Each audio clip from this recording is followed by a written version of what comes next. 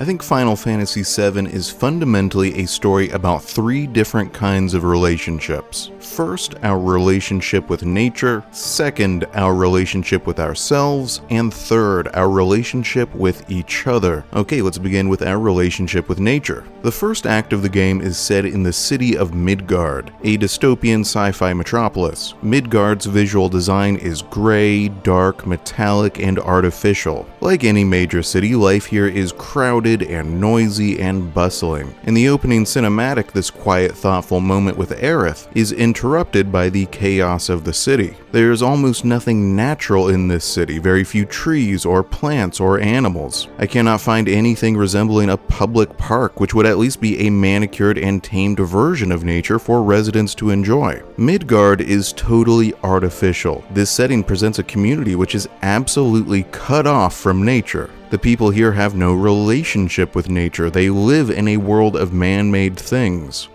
The only nature in the entire city can be found in Aerith's flower garden, but we will discuss her character later. Also, just to be clear, this is an analysis of the story of the original PlayStation 1 version of Final Fantasy VII, but I am going to use a lot of footage from the remakes, because the cutscenes in those are a lot prettier. So this video will be spoiling the entire story of the original game, but not whatever changes have been made in the remakes. Anyway, how does this game portray a life cut off from nature? Well, in Final Fantasy VII, life without nature is hard, cold, and often miserable. Our characters spend most of their time in the slums, these vast, sprawling undercity shantytowns, where the poor scratch out a meager living, and the people living above do not seem to be especially happier or freer than those living in the slums below, because every aspect of their lives is dominated by the Shinra Electric Power Company. Shinra are the primary villains of the first act of the game, and the secondary villain for the rest. I am going to do a full video examining Shinra and their role in the story later, but for now, what's important is that this power company is meant to be an avatar for corporate greed. Shinra is meant to represent the worst consequences for when a corporation cares only for increasing their own profits at any cost, when they have no consideration for how their actions affect not only the lives of people, but the health of the environment. Shinra has seized total power in this world. They control the government. They employ entire armies. In the recent past, this company actually waged a war against a sovereign nation, Wutai, the homeland of Yuffie, and Shinra won that war. They transformed this once proud nation into a playground for Shinra executives, a mere resort town where company bosses can kick back and relax. And more than that, Shinra is murderous and evil. In one episode, they destroy an entire section of their own city, killing tens of thousands of people at minimum. This is corporate greed taken to a very extreme level. Shinra are not just cut off from nature, they exploit nature. They use up any and all natural resources they can get their hands on, and they do not care about sustainability. They do not care about making sure these resources will still be available to future generations. They do not care about using them to make the world a better place. All they care about is the present. How much wealth can they generate right now? The focal point of this exploitation is Mako energy. Midgard is not powered by fossil fuels or nuclear power or anything else we would be familiar with in our world. Instead, this metropolis is powered by Mako. Sometimes people do compare Mako power with nuclear power, and there are certainly some similarities. Like nuclear power, Mako uses the natural resources of the planet to unlock incredible energy, but that energy is also very dangerous. I will discuss the true nature of Mako a little later, but for now, all you need to understand is that Shinra is pumping incredible amounts of the energy-rich substance out of the earth in order to power their grand city, and Mako is not a limitless resource. The planet is running out. You might think this would cause the people who run Shinra to reconsider their policies, to do something different, but no. They don't change anything, they just desperately search for new sources of Mako. but even if they found them, it would only delay the inevitable. Without a serious change in behavior, that new source would eventually be depleted too. This game portrays corporate greed to be ultimately self-destructive. It is not just the environment that Shinra is killing. In their insatiable greed, they are really killing themselves. But not everyone in this story is just blindly marching into self-annihilation along with their corporate overlords. Some characters are fighting back. For the first act of the game, our main character, Cloud, an independent mercenary, is hired by Avalanche, a band of eco-terrorists and freedom fighters who are battling against the dastardly power company. Avalanche is led by a man named Barret, who is at first presented to be a character who is totally devoted to saving the planet. However, future events will reveal that Barret's motivations are not quite so selfless as initially depicted. Interestingly, the members of Avalanche are not shown to have any special relationship with nature. In fact, they seem to be just as cut off from nature as everyone else in Midgard, and they do not actually have any deep understanding as to the relationship between Mako and the health of the planet. It will eventually be revealed that Avalanche is far more motivated by revenge than by environmentalism. Their name, Avalanche, is meant to give a sense of this natural force, this sweeping, destructive, irresistible natural disaster. Under this guise, the members of Avalanche bombed 2 Mako reactors, killing probably hundreds of innocents, and not actually managing to even put a dent in Shinra's larger plans. This group is ultimately ineffective and essentially disbanded before the first act of the game is even over. I think the game portrays Avalanche as well-intentioned but misguided. Fighting Shinra is the right thing to do, but Avalanche is doing it for the wrong reasons. Instead, what makes Avalanche special in this world are their human relationships, but I'll discuss that more in the third part of this video.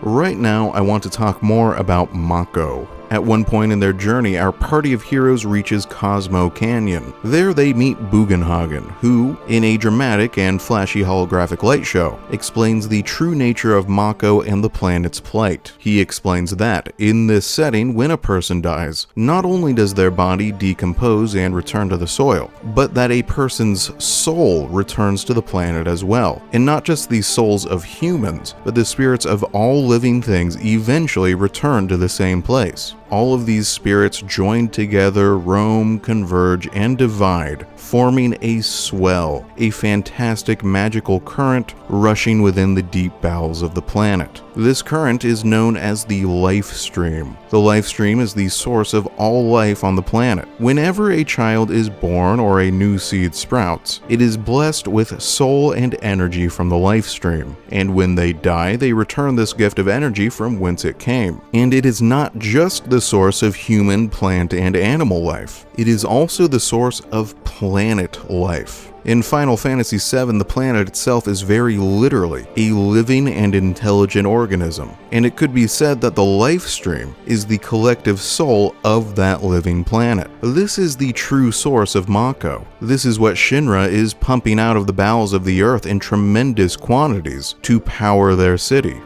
They are not just exploiting a finite natural resource, they are exploiting the actual soul of the planet, the source of their own souls, the souls of their future children, of all life on Earth. Even worse, the planet is running out of spirit energy. Shinra is using it all up. When the planet runs out, it will literally die. The entire planet will crumble away, dissolve like ash, and so all life on the planet will be killed too. However, things do not have to be this way. Once upon a time in the distant past, the ancestors of humanity had a far more positive, healthy, and mutually beneficial relationship with their environment. Long ago, there lived a people called the Cetra. The Cetra were a nomadic race who would wander the earth and commune with the planet, never staying anywhere very long. They would even help the planet heal its wounds. When they died, they willingly returned their souls to the planet's life stream, so the cycle of life and death could continue forever. Unfortunately, the Cetra have almost entirely gone extinct. Their last living descendant is Aerith, one of the main characters of the game. Aerith still maintains her people's special relationship with their environment. She still communes with the planet. In the cold, dark, metallic metallic gray artificial city of Midgard, Aerith is a flower salesman, and this choice of occupation is narratively significant. Aerith is the only character in the city who has any relationship with nature whatsoever. She cultivates a gorgeous flower garden. Her home is the only truly peaceful spot in the whole city, the only place in Midgard with significant greenery and plants and flowers. Not even Avalanche, the supposed defenders of the planet, actually grow any plants themselves.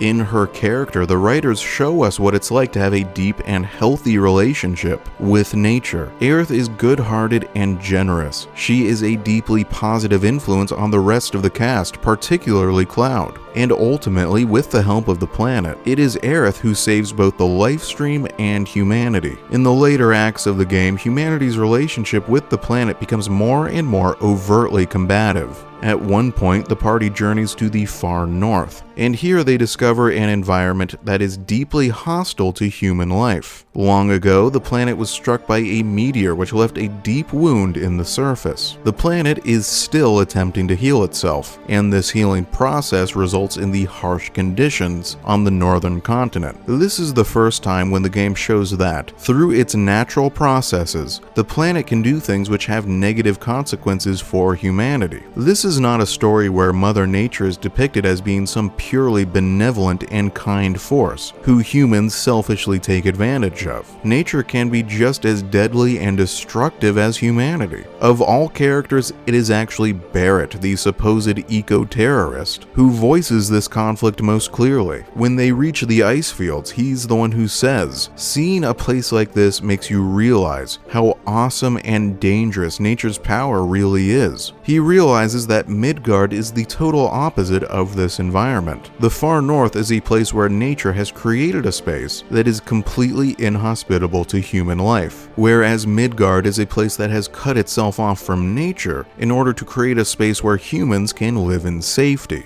There is an acknowledgement here that healing humanity's relationship with nature is not so simple as just abandoning our modern cities and choosing to live out in the woods instead. There is a good reason why humanity built cities in the first place. It turns out that all humans are technically descendants of the Cetra. The humans were the ones who gave up that harsh nomadic life, who chose to build permanent settlements where they could be safe and comfortable and happy. And who could blame them for making that choice? The hostile relationship between man and nature is made even clearer by the emergence of the weapons. In the world of Final Fantasy VII, when the planet feels that its life force is being threatened, it creates life forms known as weapons to defend itself. These are massive, colossal creatures who wield tremendous power. In the final act of the game, several of these weapons are unleashed to rampage over the Earth's surface, and it is notable that they target Midgard and other Shinra properties. The planet clearly knows where the true threat to its existence lies. Some of the most dramatic scenes in the late game involve cinematic battles between the forces of Shinra and these creatures, and it's hard to tell who you should root for in these conflicts. On the one hand, Shinra is an evil and murderous and insane corporation whose greed is literally killing the planet and all life along with it. On the other hand, I don't want to see all these innocent people getting trampled to death by these rampaging monsters. In the final scene of the game, in the end, Aerith does manage to use a magic which calls on the power of the planet to protect itself. This is dangerous magic. The planet will remove anything it perceives as a threat to itself. That might include all of humanity. If the planet perceives humans as a threat, which it very well should, considering that humans nearly killed it, then all of humanity will be wiped out. But the planet ultimately allows humans to stay. Apparently, despite the actions of Shinra, the planet actually does want humans to stick around, though Midgard is still destroyed. The metropolis's abandoned ruins are eventually retaken by nature, and perhaps with the destruction of the city and the Mako reactors, humanity will have a chance to build a new society in harmony with their natural environment.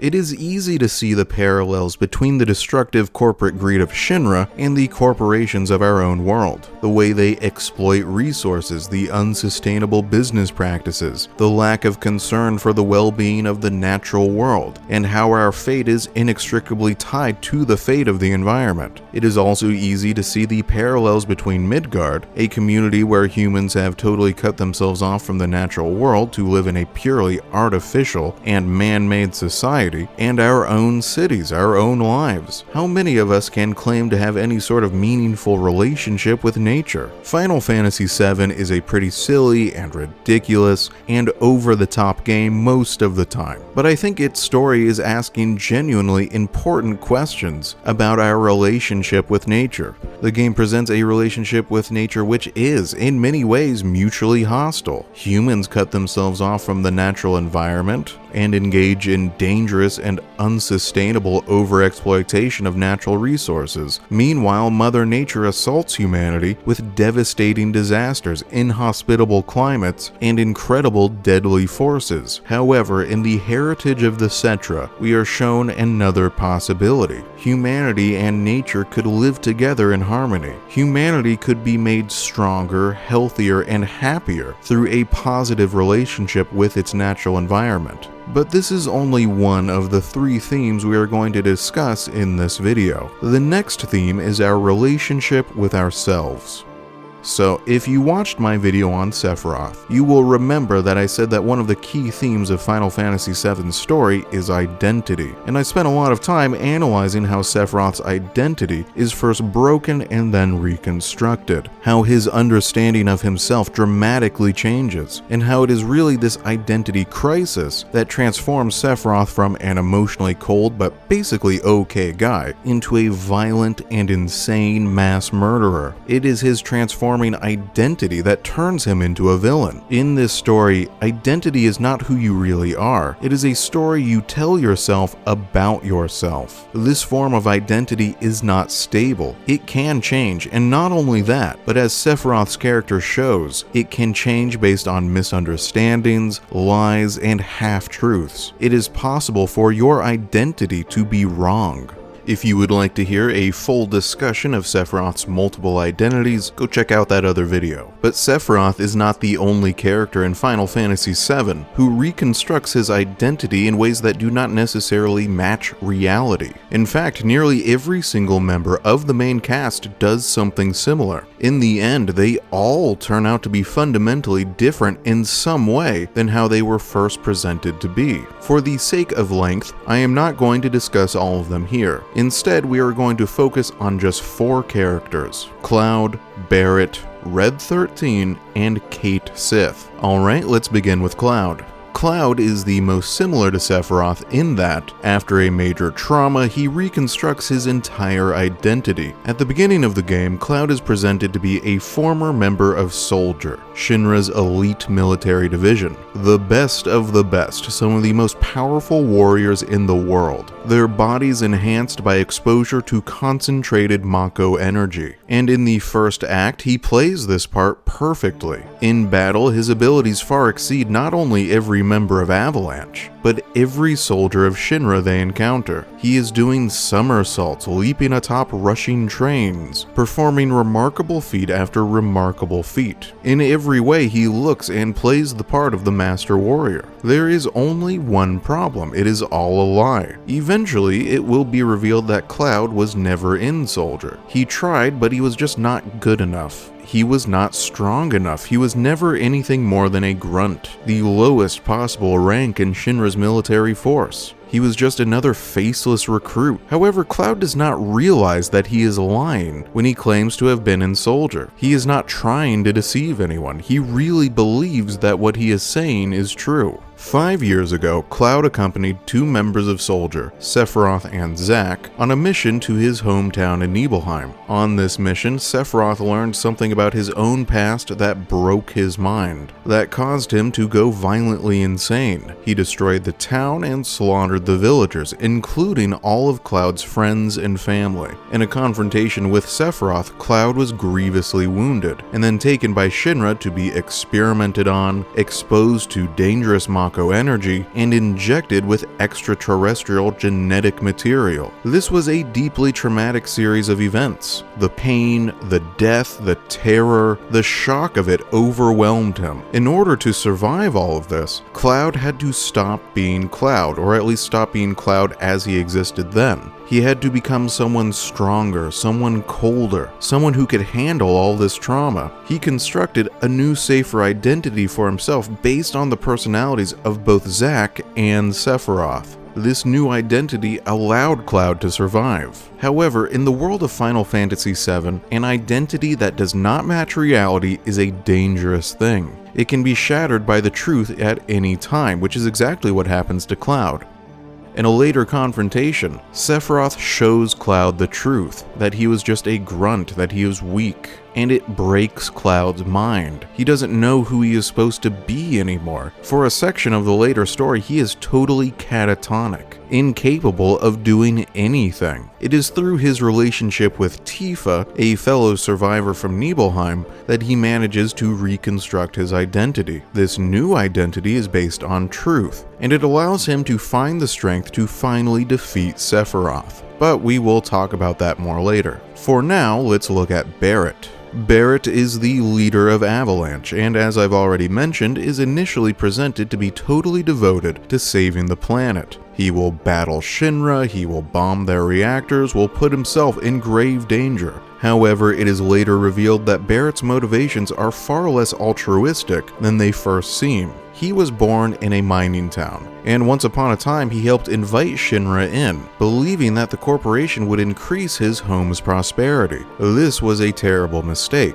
Shinra eventually betrayed him. They burned down the town and killed many of its residents, including the biological parents of Marlene. He only adopted her after the fact, and his desire to protect her stems from his feelings of guilt. Towards the end, he will acknowledge that claiming he wanted to save the planet just sounded better than the truth, which was that he was fighting for himself, for his own personal desire for revenge. Now let's talk about Red 13, who is my favorite character in the game. And one thing I love about his character is his introduction. It is just so totally crazy and weird. Alright, so at one point in the story, Aerith is kidnapped by Shinra, and our heroes infiltrate the company's headquarters to rescue her. They find her in the research lab, where she is locked inside a specimen container, along with a strange red-colored dog-like monster. Hojo, the insane head of Shinra's research department, is planning to breed her with the dog monster, which is completely disgusting and bizarre. Hojo is truly gross. They break her out of the container, and it turns out that not only can the dog monster speak, but he is highly intelligent, and immediately joins the team. This is such a strange and delightful series of events. It's things like this that make these older Final Fantasy games so much fun. I really wish the newer games could reclaim this element of absurdity and silliness that the old games had. Anyway, the dog monster says to just call him Red 13,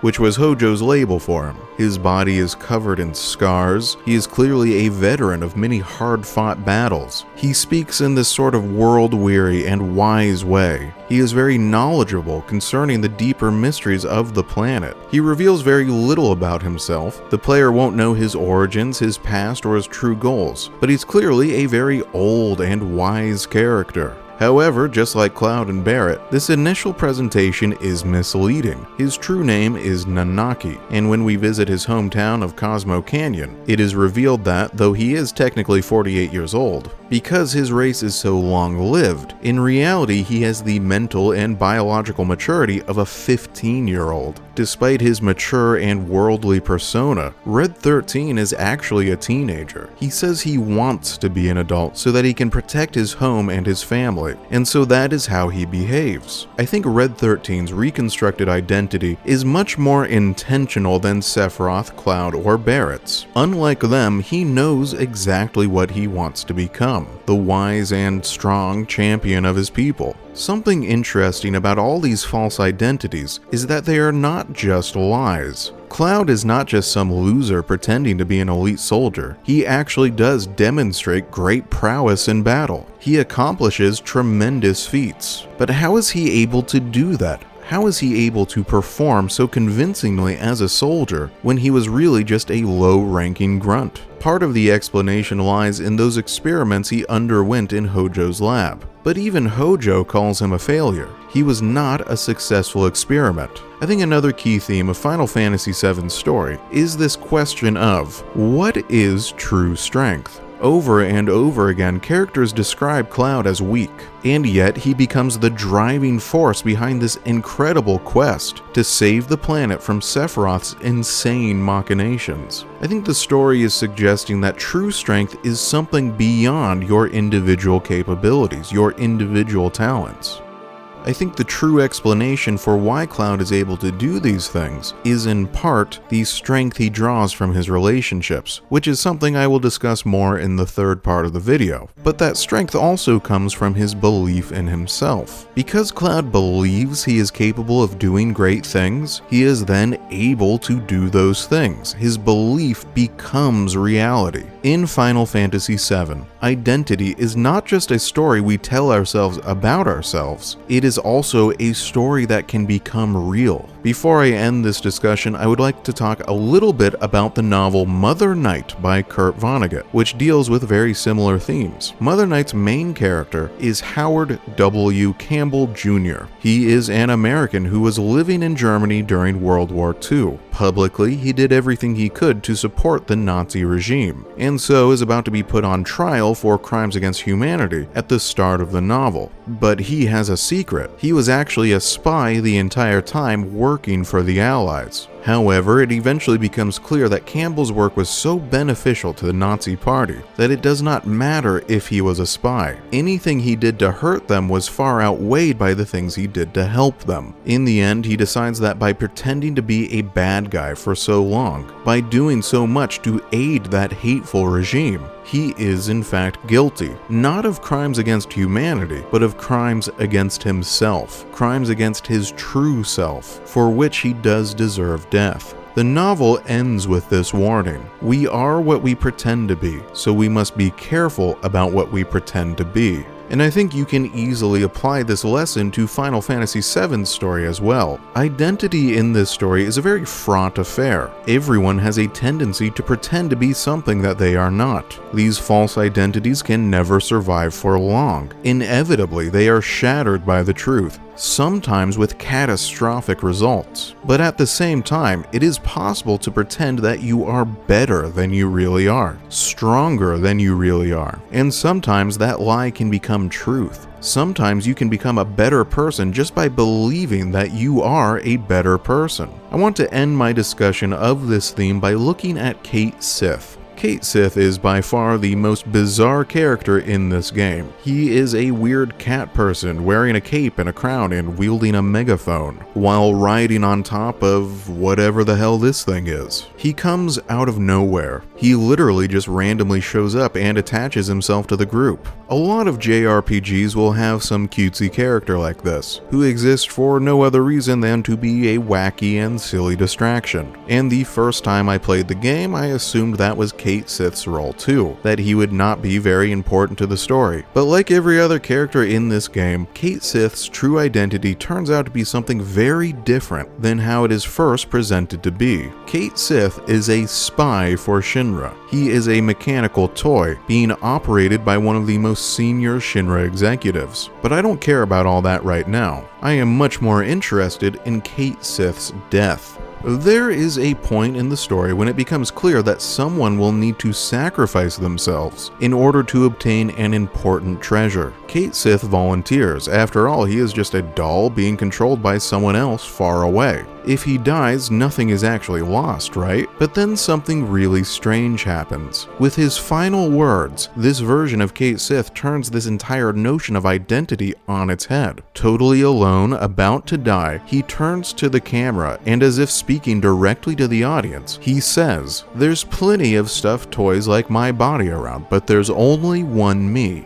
Don't forget me even if another Cait Sith comes along." This is a really bizarre moment, because every Cait Sith should be identical, right? They're all being controlled by the same person. But these final words suggest otherwise, that there really is something unique and special about each individual Cait Sith, no matter how fake they both are, no matter how similar they appear. I think there is a suggestion here that our false identities, those things we pretend to be, do have a certain life of their own, something special which is lost when we discard them, when our identity changes. And I think it is also important to note that Cait Sith's final words are a response to something Aerith says to him. As he is about to go sacrifice himself, she tells him to be strong. He is so delighted by her words of encouragement that she would choose to still believe in him, even after he revealed that he was a spy, even though he is just an easily replaceable doll, being controlled by someone else. It is his relationship with Aerith that brings out the best in him, and that leads me to the final theme we are going to discuss in this video, our relationship with others. And I think this is ultimately the most important kind of relationship that the story explores.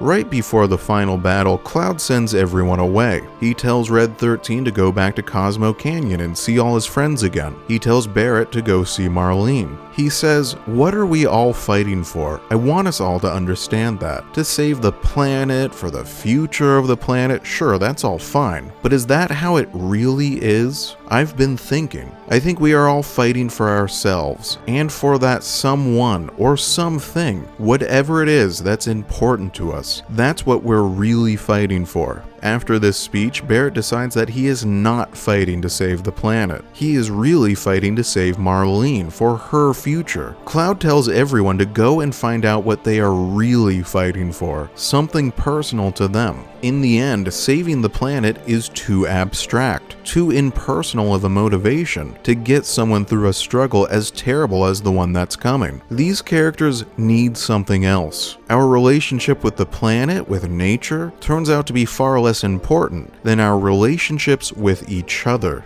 I talked earlier about how Cloud is consistently described as weak by other characters, and yet somehow still finds the strength to defeat Sephiroth, who by all rights should be far more powerful than him. I think the source of this strength can be found in his relationships. The reason why Cloud is able to defeat Sephiroth is because he has Aerith and Tifa and all the rest, whereas Sephiroth only has Jenova. By the end of the game, the only relationship Sephiroth has is with this strange alien creature who does not really care about him at all. Meanwhile, Cloud is supported by all these close friends. He has something meaningful to fight for, while Sephiroth only cares about power. So let's examine his relationships with both Aerith and Tifa. At the start of the game, Cloud is a character with only one significant relationship in his entire life. He claims that the only reason he is working with Avalanche is to get paid. But of course, it is obvious to everyone that the real reason is Tifa, his childhood friend.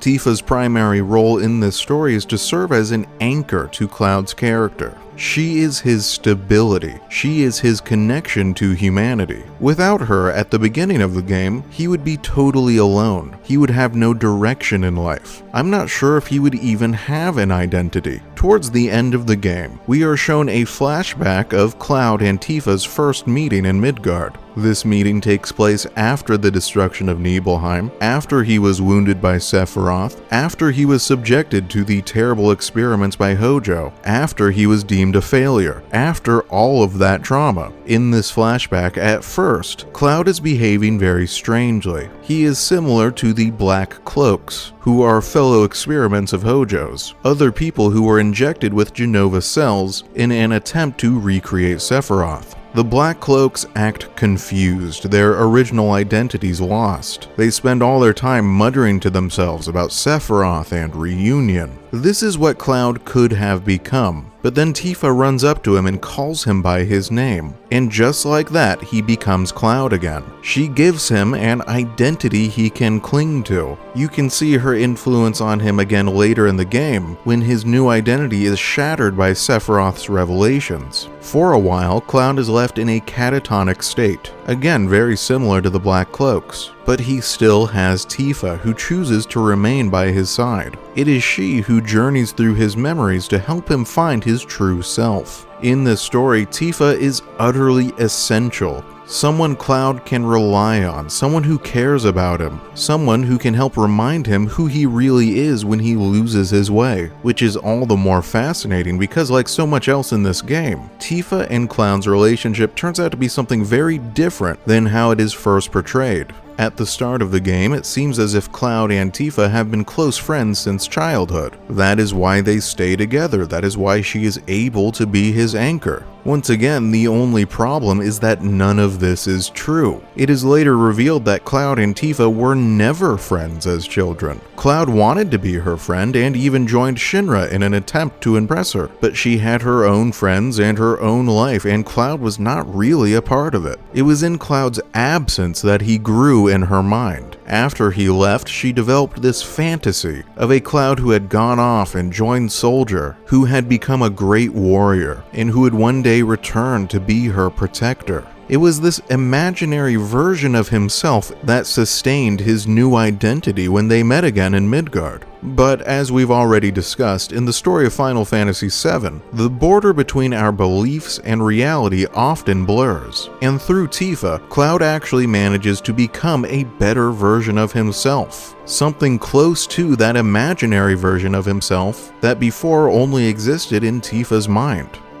Their relationship is not the stereotypical girl-next-door romance that it first appears to be. It is something much more complicated than that. In a time of trauma and chaos and uncertainty, their relationship is something they can both hold on to find stability. Now let's talk about Cloud and Aerith. Tifa may be his anchor, but it is Aerith who really unlocks the humanity within Cloud. At the start of the game, Cloud is a character who behaves in a sort of inhuman way. He is cold, emotionless, and distant. He does not seem to care about almost anything. And then, during the bombing of a second reactor, Cloud falls to what really should have been his death. But by random chance he not only survives, but lands in Aerith's flower garden. They escape from some Shinra soldiers and have a pretty romantic little journey across the rooftops together, and then go on a very silly cross-dressing adventure to rescue Tifa from a gangster. Aerith's role in the story is to inject light and color and life into the otherwise drab and gray setting of Midgard, and she does the same thing to Cloud's character too. Over and over again, she pushes him to express his feelings, to be more compassionate, to be more empathetic, in essence, to be more human. Cloud's decision to rescue Aerith from the Shinra HQ is perhaps the first truly human and compassionate thing he does in the whole game. This relationship is complicated somewhat by Zack. Before the events of the game, Aerith was in a romantic relationship with Zack, the soldier who accompanied Sephiroth on the mission to Nibelheim 5 years ago. One of the reasons she is interested in Cloud is because he reminds her of her former love. Because, of course, Cloud based some of his new identity on Zack. As their story progresses, Aerith says she wants to know who Cloud really is, a desire he does not understand at the time. She is the only character besides Sephiroth who seems to be able to see through the false persona Cloud has constructed for himself. Unfortunately, she never does meet the real him, because she is brutally murdered by Sephiroth at the City of the Ancients. But this death is very important to Cloud's character development. It is only in his grief over her death that he finally reclaims his full humanity. In the original game, after her murder, Cloud has this deeply emotional and touching monologue in which he mourns her. For the first time, he expresses a belief in the profound value of human life, of the individual, of everything that has been lost with her death. From that moment on, for Cloud, this stops being a story focused on Sephiroth and becomes a story focused on Aerith, not only avenging her death, but fulfilling her final mission in life. When Cloud gives that speech at the end where he says that everyone needs to find something to fight for, this is what he's thinking of. He is fighting for Aerith, and it is her memory, along with the support of Tifa and the others, that gives him the strength to defeat Sephiroth. In Final Fantasy VII, our relationship with nature is portrayed to be really troubling, full of conflict and disaster and greed. Our relationship with ourselves is portrayed to be confusing and chaotic, identities that can transform or shatter at any time. Because, of course, humans are complicated. Human nature is contradictory and messy. But it is in our relationships with each other that we can find hope. Those relationships are still pretty messy, but they can also act as a deep well of strength and stability, from which our characters can draw to accomplish incredible things. In the end, it is our relationships with each other that surpass all else. And this is where my analysis of the themes of Final Fantasy VII ends. Next time, I will be doing my deep dive into Cloud's character, which is, of course, what I said at the end of my last video, except this time it is actually true. Though I am going to take a short break from Final Fantasy, I am going to take advantage of the PC release of Horizon Forbidden West to do a couple videos on the villains from that game, because I just love the world and setting in that series. But once those are done, I will be back with probably a really stupidly long video about Cloud, so please look forward to that.